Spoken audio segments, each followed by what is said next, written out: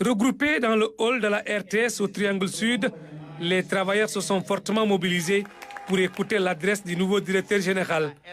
Devant l'assistance, Pape Alé Niang a décliné sa vision du service public. Je m'engage à œuvrer avec toute mon énergie pour faire de la RTS un instrument au service de la vérité, de la transparence et du progrès de notre société.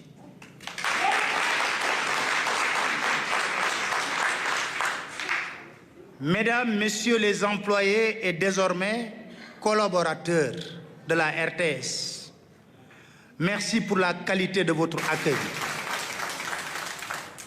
Chers invités, merci pour votre présence sympathique. Je parle de tonton Alassane qui est là.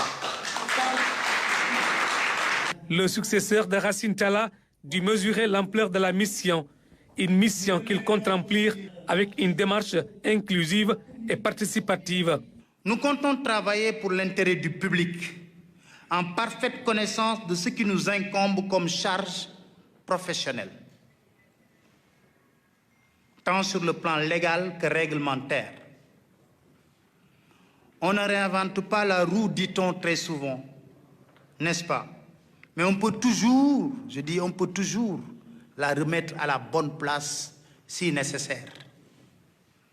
Lorsque ces missions sont connues et bien assimilées, que le bilan de la situation de la maison est fait pour savoir sur quelle base partir, sur quel levier appuyer, il restera juste à chacun et chacune d'effectuer le travail comme il sait le faire de son mieux. Avant de décider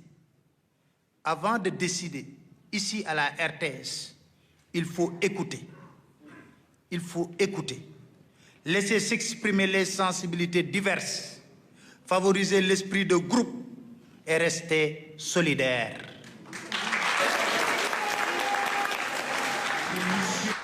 Auparavant, le DG entrant et son prédécesseur se sont passés le témoin avant de rencontrer le team management.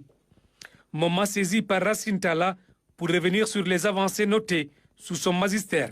La RTS n'avait que 2 à 3 mamelles. La première, c'était le financement sur le budget, la LFI. La deuxième, c'était la redevance Sénélec. Et la troisième, c'était les recettes commerciales. Et les recettes commerciales, je dois le dire, depuis qu'on est là, on a quand même cherché à les booster au point qu'aujourd'hui, c'est même devenu un argument contre nous. Je pense qu'aussi la tour, comme on l'a dit, c'est vrai, les hommes ont une vie courte, mais ce sont les hommes qui construisent des églises et des mosquées et des tours.